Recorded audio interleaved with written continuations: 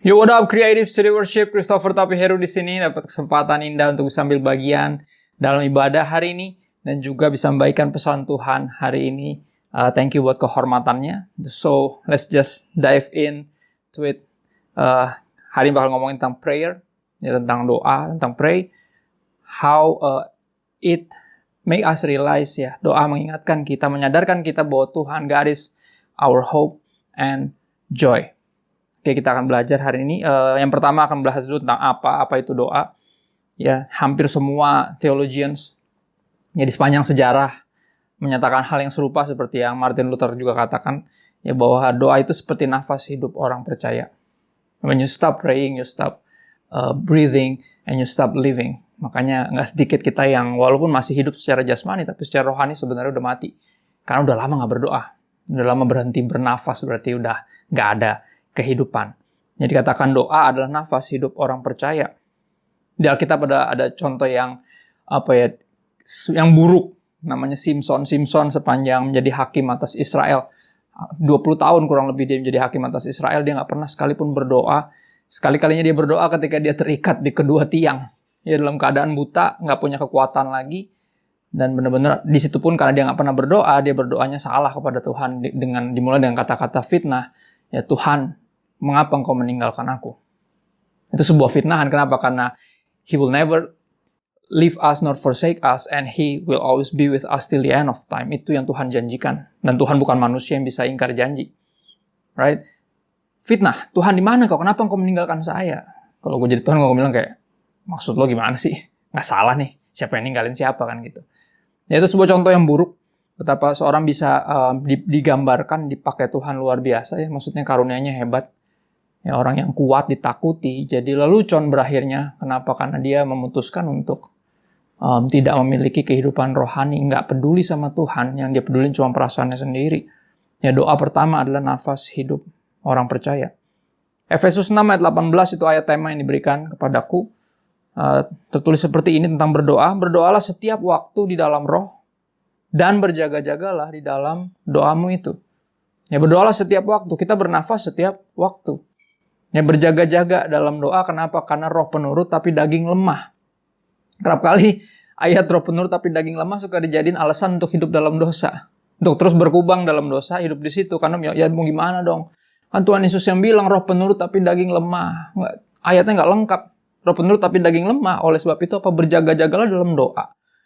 Roh penurut tapi daging lemah bukan alasan untuk hidup dalam dosa, tapi justru alasan yang kuat untuk membangun kehidupan doa, untuk hidup berjaga-jaga dalam doa. Ya. Di Filipi 4 ayat 6 sampai 8 kita akan belajar tentang betapa doa mengingatkan kita bahwa Tuhan adalah sumber pengharapan kita. Ya, Dialah pengharapan kita dan juga sukacita kita. Filipi 4 ayat 6 sampai 8. Dikatakan demikian. Rasul Paulus bilang gini kepada jemaat di Filipi, janganlah hendaknya kamu khawatir tentang apapun juga.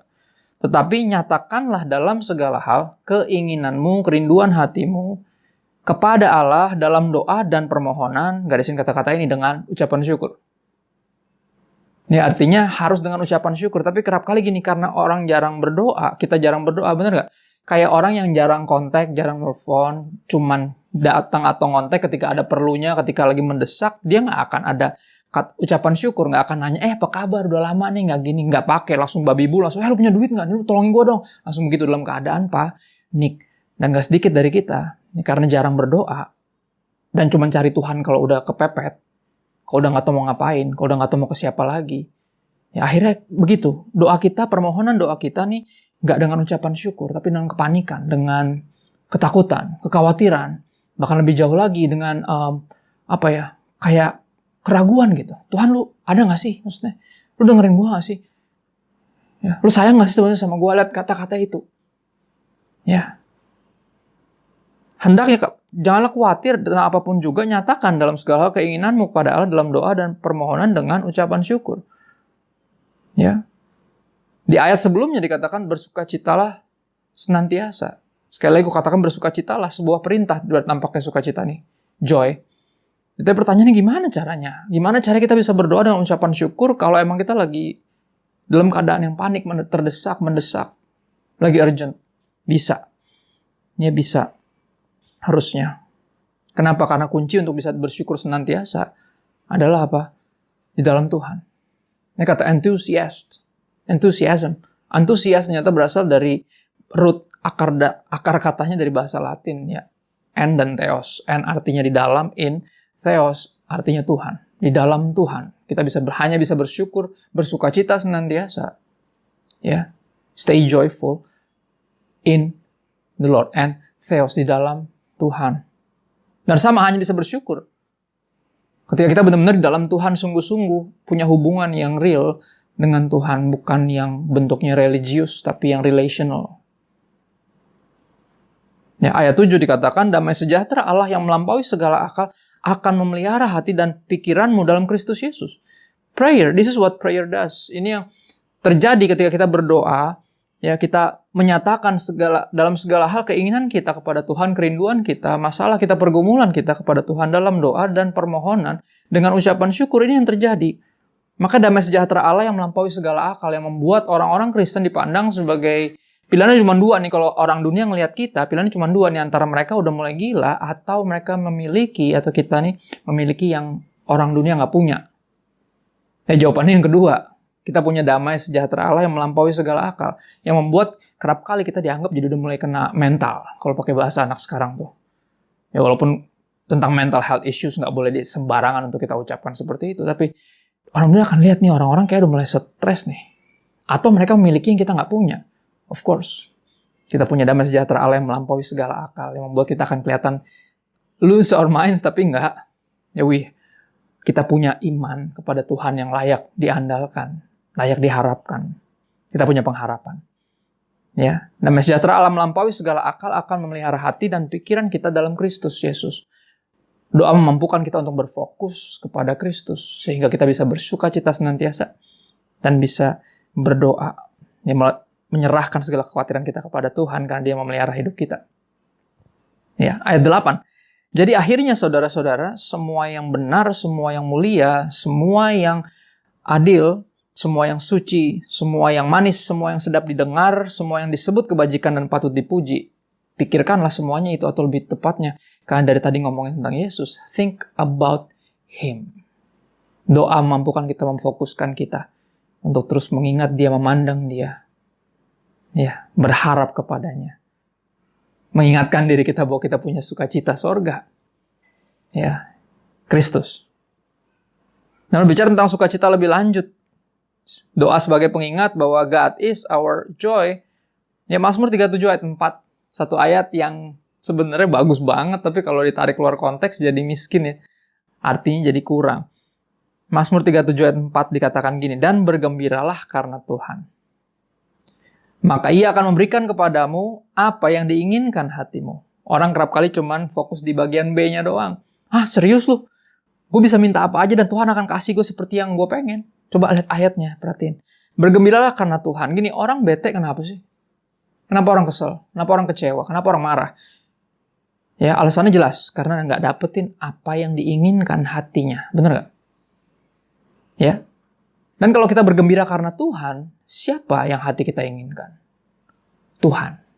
Dan kalau kita menginginkan Tuhan, ya sebagai our joy, ya, more than just happiness, joy, sukacita kita, Ia akan memberikan kepada kita dirinya sendiri, yaitu yang hati kita paling inginkan. Dan doa sekali lagi memampukan kita, mengingatkan kita untuk menyadarkan kita that God is our joy. Dan aku tutup dengan doa yang diwajibkan ya bagi kita, teman-teman. Bukan diwajibkan sih, lucu aja sih ketika pertama kali dibahas tentang ini. Lukas 11 ayat 1 sampai berikutnya tentang doa Bapa kami. Aku ambil dari Lukas 11, coba kita lihat detailnya. Ya, Lukas 11 mulai ayat 1, dia bilang gini, pada suatu kali Yesus sedang berdoa di salah satu tempat. Ketika Ia berhenti berdoa, berkatalah seorang dari murid-muridnya kepadanya, Tuhan, ajarlah kami berdoa sama seperti yang diajarkan Yohanes kepada murid-muridnya. Jadi nampaknya kalau murid-muridnya nggak minta diajarin berdoa, Yesus nggak ngajarin mereka berdoa. Kenapa? Karena bener nggak ada anak yang terlahir mesti diajarin bernafas. Nggak ada manusia yang perlu diajarin bernafas. Semua orang tahu cara bernafas. Dari lahir langsung menghirup nafas. Ketika keluar dari kandungan ibunya langsung tarik nafas. Welcome to the world dengan sambutan itu. Ya tentu dengan tangisan. Ya kita menangis pasti kalau lagi pas baru lahir kan gitu. Nggak ada yang perlu diajarin untuk bernafas. Ya, bahkan di bagian Injil yang lain dikatakan seperti kayak gini, guru ajarin kita berdoa dong, masa murid-murid Yohanes diajarin berdoa kita enggak? Nampaknya kalau nggak diminta, Yesus nggak ngajarin. Ya, untuk berdoa, karena sekali lagi nggak ada yang perlu diajarin untuk bernafas. Ya, apalagi diwajibkan untuk bernafas. Benar nggak? Harusnya nggak ada dong yang perlu diajarin berdoa atau diwajibkan untuk berdoa. Nggak ada. We need Him. Kita membutuhkan Dia. Kita memerlukan Dia. Dan makanya kita berdoa. Ya. Jawab Yesus kepada mereka, apabila kamu berdoa, bahasa Inggrisnya bagus, whenever you pray, kapanpun kamu berdoa. Berdoalah seperti ini. Katakanlah. Ya, kita habis waktu kita, aku pakai Matius 6, ayat 9-13. Karena poin-poinnya lebih lengkap. Ya, Matius 6 ayat 9-13 dikatakan demikian. Bapa kami yang di sorga. Jadi whenever you pray, kapanpun mau berdoa, berdoa seperti ini. Bukan sebagai mantra yang diucapkan berulang-ulang, yang jadi sebuah hafalan. Bukan, tapi dengan ini doa Bapa kami adalah doa ideal. Di mana doa ini diajarkan untuk memfokuskan kita, sikap hati kita ketika berdoa tuh mesti gimana sih, paradigma kita, ya pandangan kita tentang Tuhan tuh mesti seperti apa sih ketika kita berdoa. Ya. Whenever you pray, say this. Berdoalah seperti ini. Katakan ini. Bapa kami yang di sorga, dimulai dari sesuatu yang meyakinkan kita bahwa doa itu nggak boleh egois. Kenapa? Karena nggak dibilang doa Bapak gue yang di sorga. Nggak. Bapak kami. Ya, artinya kita harus mengingat, bukan kita doang, anaknya ada lagi anak-anak Tuhan. Ya, doa kita nggak bisa egois. Kita nggak boleh doa buat apa ya, yang keburuk, buat kemalangan orang sehingga kita bisa diuntungkan dari kemalangannya dia. Nggak bisa kita berdoa seperti itu, nggak bisa egois. Ya, Bapa kami yang di sorga juga meyakinkan kita bahwa pada keagungan yang manis dari panggilan Bapa. Ya, dan ini melepaskan kita dari segala keraguan. Kenapa? Karena kita bukan hanya umat yang punya Tuhan, tapi anak-anak yang punya Bapa. Yang nggak selalu kasih apa yang kita mau, tapi selalu sediakan yang kita perlukan. Nggak usah diragukan. Ya, Bapa kami yang di sorga juga meyakinkan kita bahwa tidak ada kebenaran yang lebih menenangkan ya, daripada kebenaran ini, mengetahui dan percaya bahwa pribadi terkuat di alam semesta adores us as His own children. Ini Francis Chan yang ngomong ini, aku suka banget. Ya, nggak ada yang lebih menenangkan, nggak ada kebenaran yang lebih menenangkan daripada percaya, tahu dan percaya that the most powerful being in the universe, ya, adores us as His own children. Wow. Dan itu mengangkat semua keraguan kita, benar gak? Karena kita anak-anak yang punya Papa. Yeah, Dad is here. Everything's gonna be alright. Berikutnya. Setelah Bapa kami yang di sorga, dikuduskanlah namamu. Yang mengingatkan kita sebagai orang Kristen, kita membawa nama besarnya Tuhan. Kita mewakili Dia yang baik dan kudus.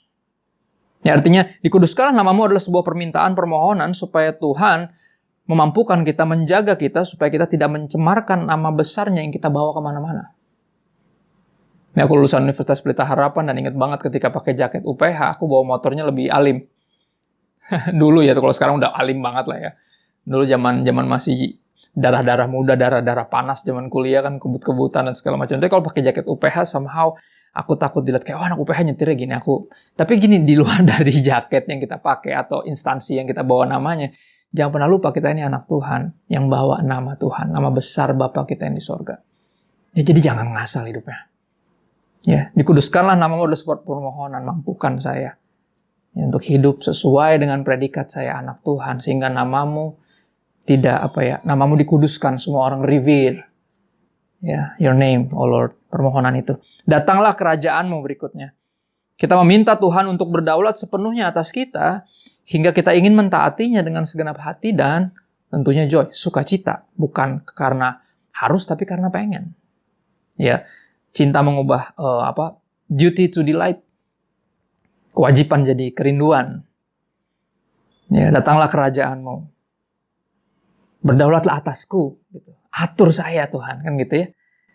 Ya, juga berdoa biar kita bisa show others, menunjukkan kepada orang lain what it practically looks like when Christ is King. Kira-kira secara praktis, secara nyata tuh kalau Yesus Raja tuh kira-kira seperti apa sih kehidupan kita?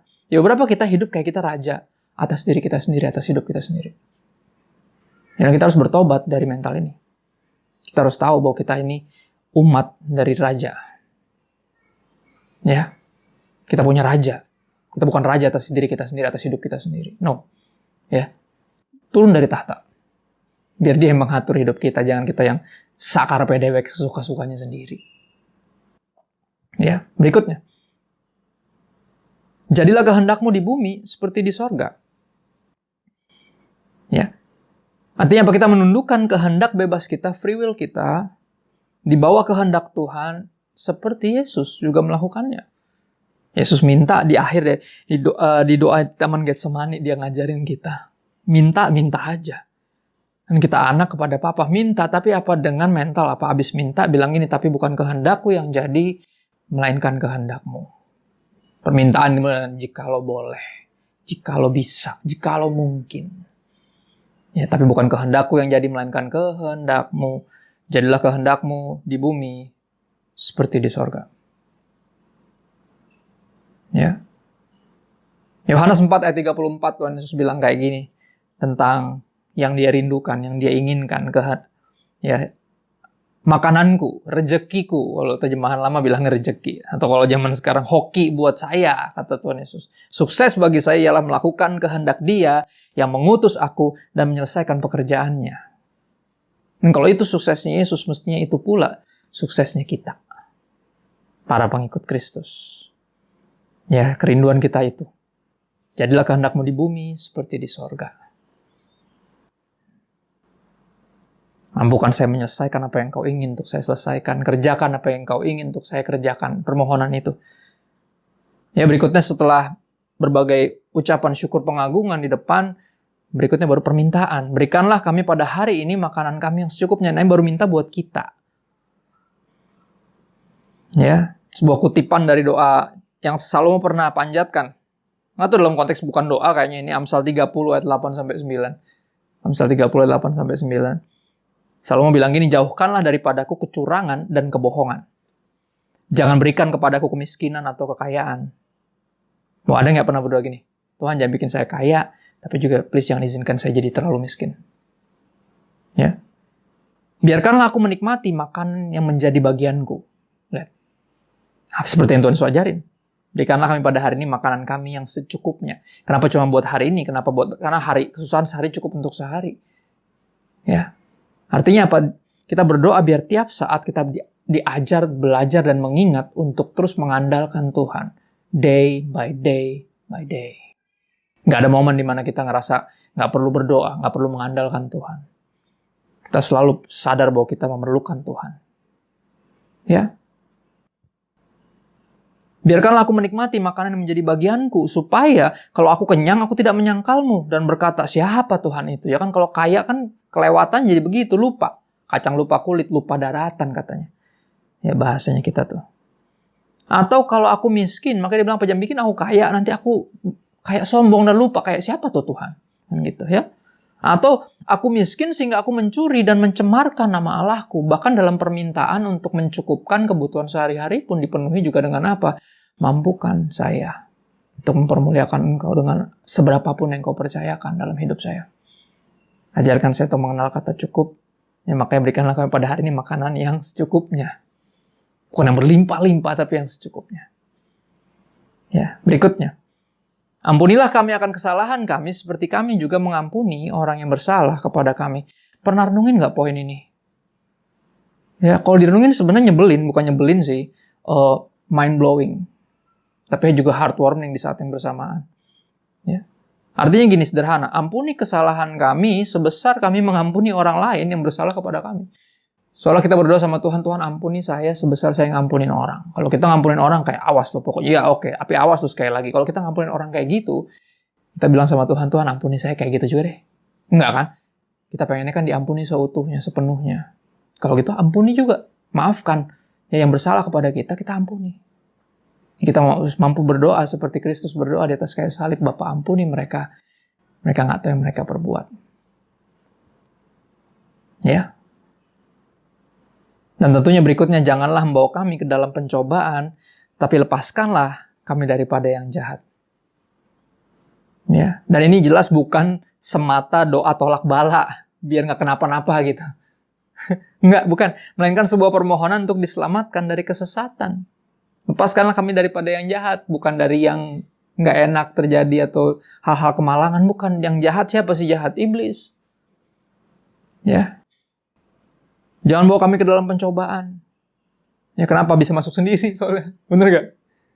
Ya tapi apa? Lepaskanlah kami daripada yang jahat. Kenapa? Karena we cannot save ourselves. None can save themselves. Nggak ada yang bisa menyelamatkan dirinya sendiri.